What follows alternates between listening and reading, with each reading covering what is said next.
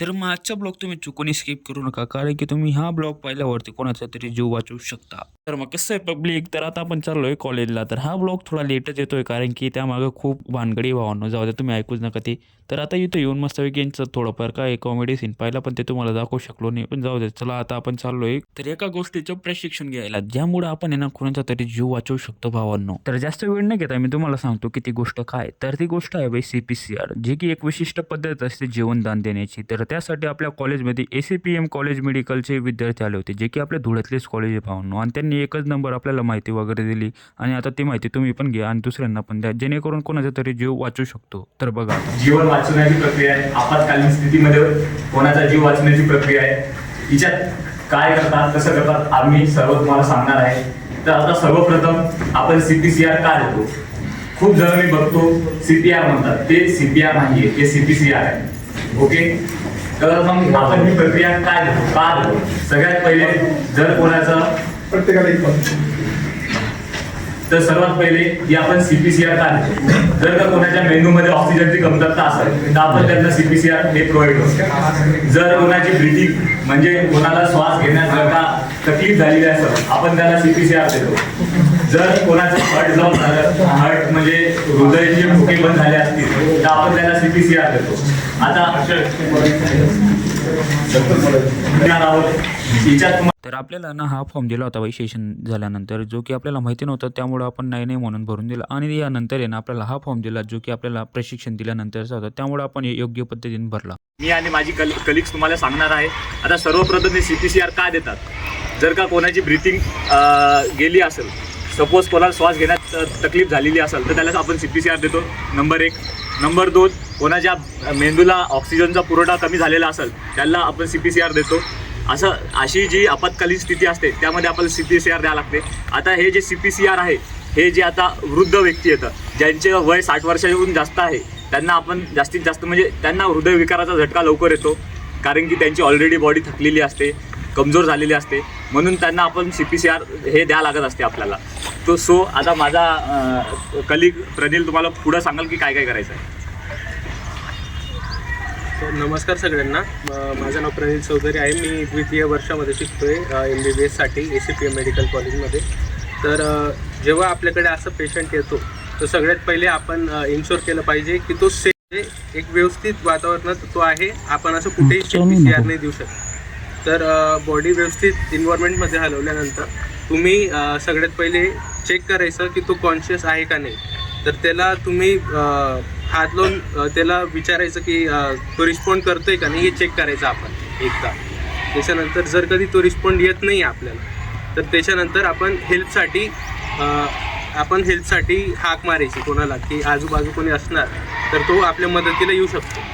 आणि त्याच्यानंतर आपण इमर्जन्सी हेल्थ केअर सर्व्हिसच्या नंबरवर कॉल करू शकता, जो की 108 आहे, ॲम्ब्युलन्सचा नंबर असतो.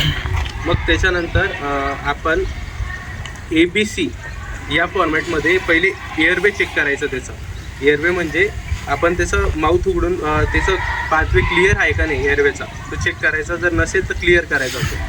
त्याच्यानंतर ब्रेथसाठी चेक करायचं की तो श्वास घेतोय का नाही, तो पेशंट श्वास घेतोय का नाही ते चेक करायचं आधी. आणि त्याच्यानंतर आपल्याला C म्हणजे त्याची कॅरोटिड पल्स, जी की आपण इथे आपली कॅरोटिड पल्स असते, जी आपण एक्झामाइन करायची. आता जर कॅरोटिड पल्स आपण हे 10 सेकंडसाठी आपण कॅरोटिड पल्स चेक करायची. जर कधी कॅरोटिड पल्स येत नाही आहे तर आपण इमिडिएटली आपण कंप्रेशन्स चालू करायचे, कार्डियक कंप्रेशन. तर त्याच्यासाठी आपल्याला जो आपला डॉमिनंट हँड असतो, म्हणजे जो हात आपण नेहमी कामासाठी कुठलेही वापरतो, त्याला आधी खाली प्लेस करायचं. आणि हा हात आपण स्टर्नम राहतो, म्हणजे आपल्या चेस्टचं जे सेंटर असतं तिथे आपण प्लेस करायचा. आणि त्याच्यानंतर जे दुसरा हात आपला असतो त्याला असे रॅप करायचं त्या डॉमिनंट हातावर. आणि आपली जी हील असते डॉमिनंट हँडची, त्याच्याने आपल्याला कंप्रेस करायचं आहे त्या चेस्टच्या सेंटरला.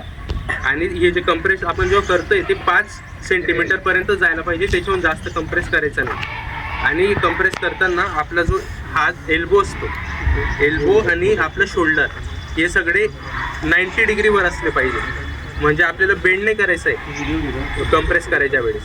त्याच्यानंतर जेव्हा आपण हे कंप्रेस करतो तेव्हा आपलं बॉडीचं वेट हे पडलं पाहिजे त्याच्यावर, सेंटर ऑफ चेस्टवर. आणि ती रिकॉईल व्हायला पण वेळ द्यायचा, चेस्टला रिकॉईल व्हायला वेळ द्यायचा, कंटिन्यूस आपण कंप्रेसने करत जायचं. त्याच्यानंतर तुम्हाला हे 100 ते 120 कंप्रेस पर मिनिट या रेटने द्यायचे. तर तुम्हाला पहिले 30 कंप्रेशन्स द्यायचे. 30 कंप्रेशन्स दिल्यानंतर 2 रेस्क्यू ब्रेथ द्यायचे, परत 30 कंप्रेशन आणि परत 2 ब्रेथ. ही प्रोसेस तुम्हाला कंटिन्यू ठेवायची जोपर्यंत तो पेशंट परत श्वास घ्यायला नाही लागून जात किंवा आपली इमर्जन्सी आपल्याला मदतसाठी येऊन नाही जात ॲम्ब्युलन्स. एवढं हे लक्षात घ्या, ते तुम्हाला पण करायचं आहे. कोणाला तरी तुमच्या 2 विद्यार्थ्यांना हे कृती करून दाखवायची. लक्ष द्या. आता हे कसं करत आहे तर लक्ष द्या. याच्यातलं तुम्हाला कोणी पण दोघं तिघांनी करून दाखवायचं आहे. तर पहिला तर सेफ्टी इन्शुअर करायची की बाबा सेफ प्लेसला व्यक्ती आहे की नाही. आता आपल्याला पेशंट दिसला की तर त्याचा कॉन्शियसनेस चेक करायचा. काका श्वास घेतो. नंतर मग शाउटिंग, आजूबाजूला कोणी आहे की नाही ओरडायचं, काका मदतीला या, काका मदतीला या. हॅलो ॲम्ब्युलन्स, इथं मोराण्यामध्ये एक हृदयविकाराच्या झटक्यामुळे एक पेशंट पडलेला आहे, तर तुम्ही लवकरात लवकर ॲम्ब्युलन्स घेऊन या. आणि नंतर ही जर जागा सेफ नसेल तर मग सेफ जागेवर घेऊन जायचं आहे.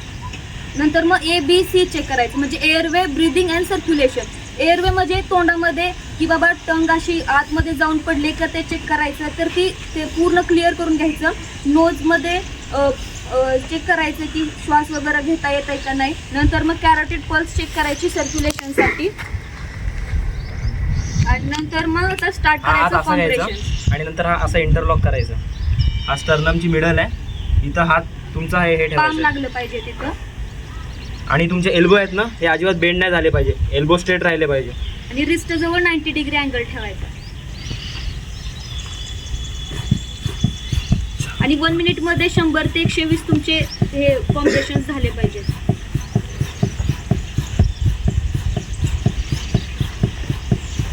हे असं 30 वेळा कॉम्प्रेशन दिलं की नंतर मग 2 माउथ ब्रीदिंग द्यायचे. चीन वरती करायचा, नाक बंद करायचा आणि lip to lip mouth breathing द्यायची 2 वेळा. परत 30 वेळा परत स्टार्ट करायचं 30 वेळा.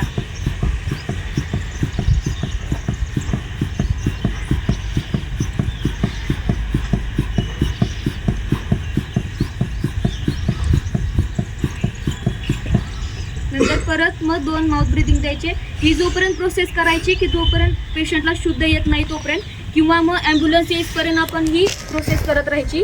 आणि AED अवेलेबल होत नाही, म्हणजे ऑटोमॅटेड एक्सटर्नल डिफिब्रिलेटर जे चेस्टवर कॉम्प्रेस करतात आपण मूवीमध्ये वगैरे बघत असाल ते जोपर्यंत आपला अवेलेबल होत नाही तोपर्यंत आपण ही प्रोसेस करत राहायची.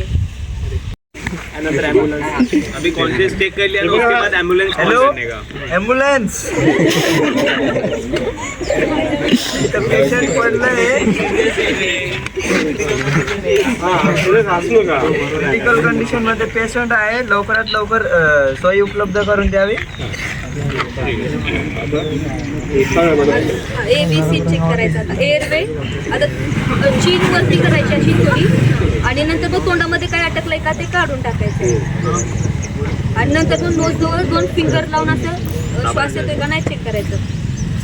आता मग कॅरोटिड पल्स चेक करायची. असं 2 हात 2 थंबनं चेक करायचं इथं. हां, ते इथं 10 सेकंडसाठी ठेवून चेक करायचं की बाबा कुठे जाणवत आहेत का नाही.